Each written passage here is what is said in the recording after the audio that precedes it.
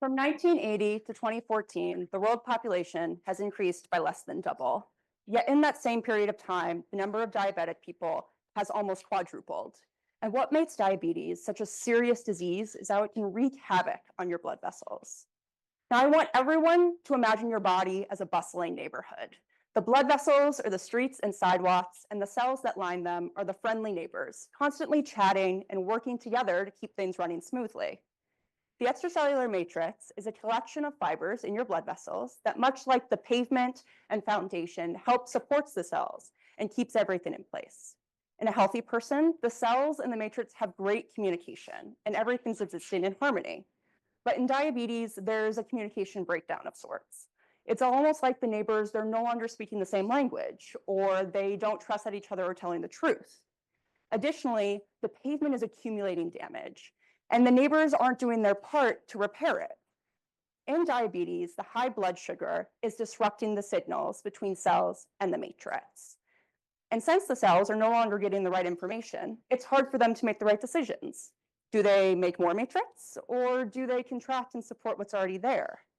Additionally, all that sugar in the blood is attaching to the fibers of the matrix, making the foundation stiffer and more prone to damage.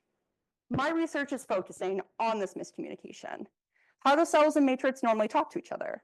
And how do these conversations go awry in diabetes?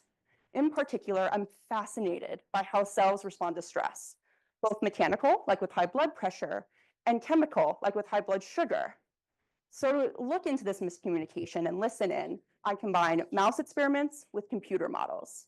With my mouse experiments, I'm able to track how the blood vessels in a mouse on a healthy diet versus one in a mouse that's on a diet filled with salt and sugar and fat change over time. I can also look at various treatments. If we treat the diabetes itself, can we reverse the damage that was already there? So these mouse experiments help me answer the questions of whether and how effective various treatments are.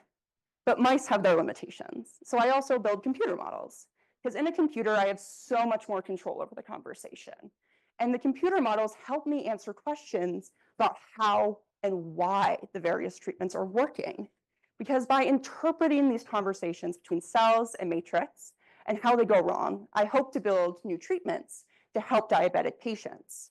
So in short, my research focuses on these neighborhoods throughout our body and the communication that's happening to pave the way towards a future where people can have stronger and healthier blood vessels. Thank you.